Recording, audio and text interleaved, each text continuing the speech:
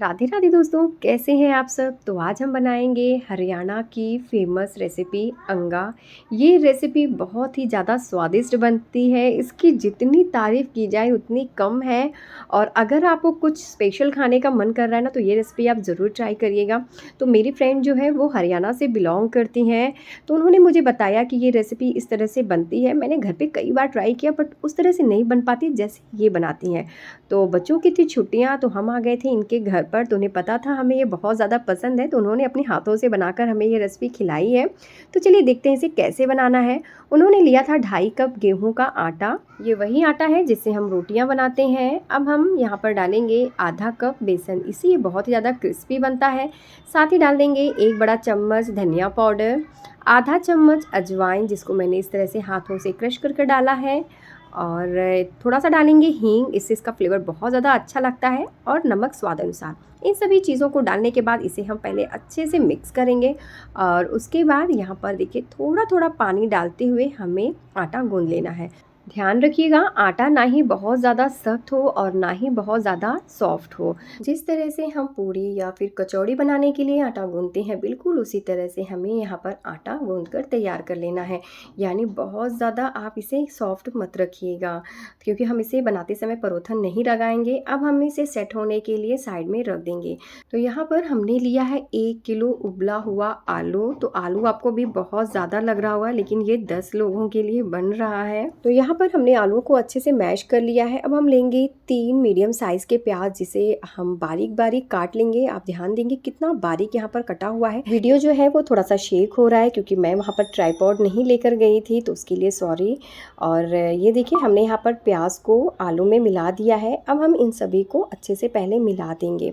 अब हम इसमें डालेंगे हाथों से क्रश करके कसूरी मेथी, और यहाँ पर डाला है 1 चम्मच गरम मसाला, 1 चम्मच धनिया पाउडर, 1 बड़ा चम्मच लाल मिर्च पाउडर, ये क्योंकि ये थोड़ी सी तीखी होती है।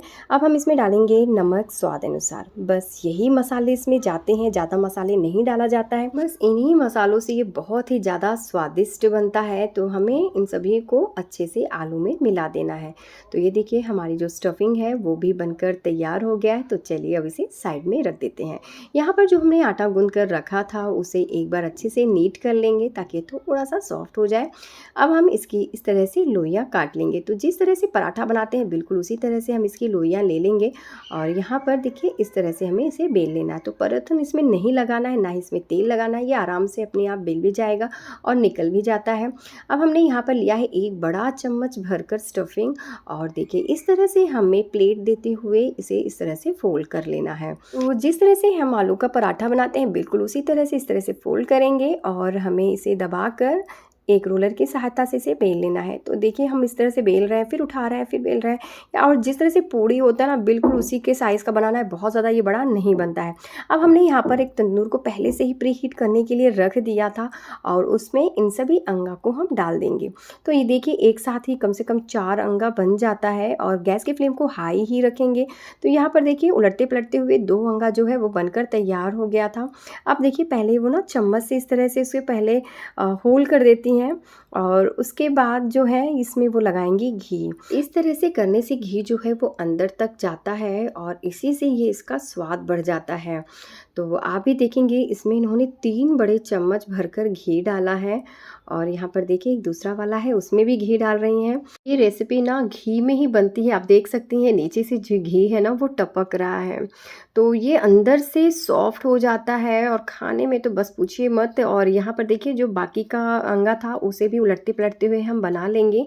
और यहाँ पर देखिए ये तीसरा वाला अंगा है जिसमें ये इस तरह से उन्होंने फोड़ा है, और उसके बाद खूब सारा भर भर के इसमें घी डाल दिया है। और मैंने यहाँ पर देखिए इसे प्लेट में रख लिया है। तो मैं इसे दही के साथ खा रही हूँ और चटनी के साथ। और ये बताती हैं कि इस रेसिपी को वहाँ पर दूध के साथ भी खाया जाता है। मुझे तो नहीं पसंद है, मुझे तो छाछ से या फिर दही से ही पसंद। अगर आप अंगा को रात में बनाकर रख देती हैं और सुबह भी आप इसे ब्रेकफास्ट में खाएंगे तो ये और भी ज़्यादा स्वादिष्ट लगता है। तो ये रेसिपी आपको कैसी लगी हमें ज़रूर बताइएगा। राधे राधे।